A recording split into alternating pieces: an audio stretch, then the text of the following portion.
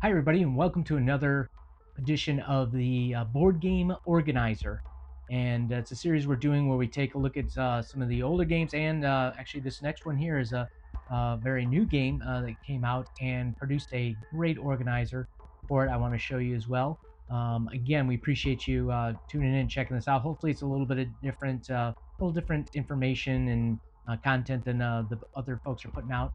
And when we do this, we always want to talk about, when we talk about organizers, four things. And I've said this before. One is the design. When I go in and we produce a organizer for my game, I always look for the best design or something that works really well. The second thing we look for is lift. So we want to make sure that there's no lift in the game when we go to put the cover back on, so it doesn't. There's little storage space as it is, shelf space. So anytime you add lift, it causes an issue. Third, it is the storage itself. Is can we store it vertically in a bookshelf fashion so that all the bits and pieces don't fall out? That's very important. And then the fourth one is the design details, meaning that they show you how you put it together once the 3D print is put together, how it goes in the box. So when those four come together, it's something I like to showcase and show off. So for today, we're actually going to take a look at this game, newest out, which by the way is fantastic game. It's my favorite out of the Span series, if you will. It has definitely some new dynamics, and again, there's a lot of great reviews out there to show it. But for the organizer, we're going to jump right into this so you can take a look at it. Now, first of all, I'll show you when we talk about design, you'll see that, but you'll also notice there's absolutely no lift in this as well, and it is set up for expansions as well. So what's really nice is what I'm going to show you here is we'll take this out. Aaron, you can take a look and see. So as soon as you open up the box, you'll notice that all the boards fit perfect right on top. There are five boards actually, right? 5 players in this, so they come in and get into play. So as soon as you found it here, you'll notice that all the bits and pieces are all perfectly put into play.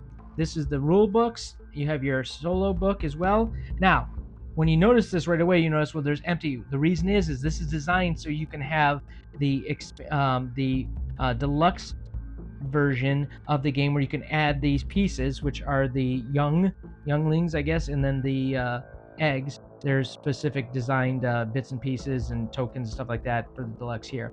But you can see them set up here, or if you take a look, you'll notice that they remove, again, showing you, I ran out of black, so I started with the white 3D print, but on the bottom there's actual 2 more of these. Why? Because you can actually send these across the table, so you can have them in 2 locations. So really it's hard to see it, but if you take a look, they're just the black versions of those, 2 of them in here in the bottom of the box, so they fit nicely in here. And notice, like I said, as I put this through, it fits very nice together. Over here is just a single tray that you build and you put in all the cards. You'll notice there's plenty of room for new cards to go in there. I assume for expansions, I'm sure they plan on doing quite a few like they did with the Wingspan series. The coolest piece is this very thick, so it does take up a little bit of your filament.